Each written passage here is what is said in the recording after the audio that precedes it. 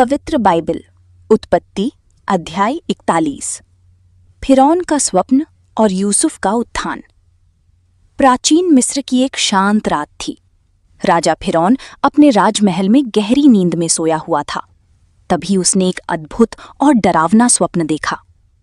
उसने देखा कि वो नील नदी के किनारे खड़ा है। अचानक नदी में से 7 सुंदर और मोटी गायें निकलकर हरी घास चरने लगीं। उनके पीछे 7 और गायें निकलीं। वे बहुत दुबली, कमजोर और कुरूप थीं। फिर आश्चर्य की बात ये हुई कि उन दुबली गायों ने मोटी गायों को खा लिया, लेकिन वे फिर भी दुबली ही रहीं। ये देखकर फिरौन घबराकर जाग गया।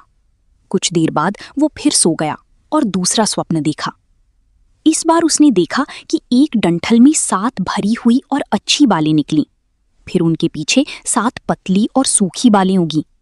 उन पतली बालों ने अच्छी बालों को निगल लिया। सुबह होते ही फिरौन का मन बहुत व्याकुल हो उठा। उसने मिस्र की सभी ज्योतिषियों और बुद्धिमानों को बुलवाया, परंतु कोई भी उसके स्वप्न का अर्थ नहीं बता सका। तभी पिलानीहारों के प्रधान को जेल की पुरानी घटना याद आई। उसने फिरौन से कहा, हे राजा, जब मैं बंदी गृह में था तब वहां एक इब्री युवक था जिसका नाम यूसुफ था। उसने हमारी स्वप्नों का सही अर्थ बताया था। तुरंत यूसुफ को बंदी गृह से बुलाया गया। उसके बाल बनवाए गए, नए वस्त्र पहनाए गए और उसे फिरौन के सामने लाया गया। फिरौन ने कहा, मैंने सुना है कि तू स्वप्नों का अर्थ बता सकता है। यूसुफ ने विनम्रता से उत्तर दिया, मैं नहीं, परंतु परमेश्वर आपको सही उत्तर देगा। फिरौन ने अपने दोनों स्वप्न यूसुफ को सुनाए। परमेश्वर की बुद्धि से यूसुफ ने उनका अर्थ बताया। हे राजा, दोनों स्वप्न एक ही बात बताते हैं। 7 मोटी गायें और 7 अच्छी बालें 7 वर्षों की बहुतायत हैं।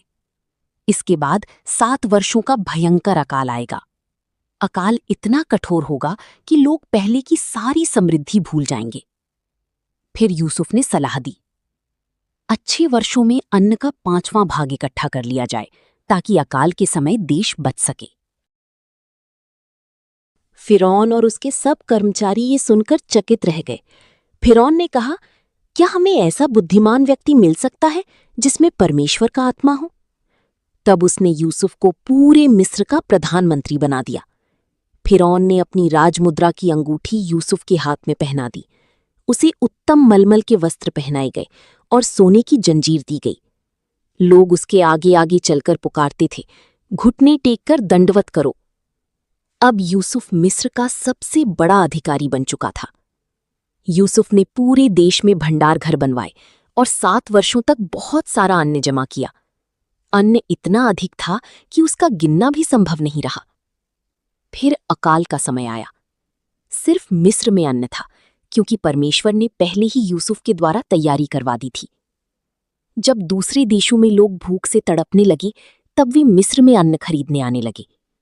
इस प्रकार परमेश्वर ने यूसुफ को बंदी गृह से उठाकर पूरे राष्ट्र का उद्धार करने वाला बना दिया। इस अध्याय से सीख मिलती है, पहला, परमेश्वर सही समय पर अपने लोगों को ऊंचा उठाता है। दूसरा, कठिन परिस्थितियां परमेश्वर की योजना को रोक नहीं सकती। तीसरा, बुद्धि और सफलता परमेश्वर से आती है। चौथा, भविष्य की तैयारी करना बुद्धिमानी है। 5वां, विश्वास योग्य व्यक्ति को परमेश्वर कमेंट में लिख के बताएं आपको कहानी कैसी लगी और मेरे चैनल को सब्सक्राइब और लाइक करें। Thank you for watching videos.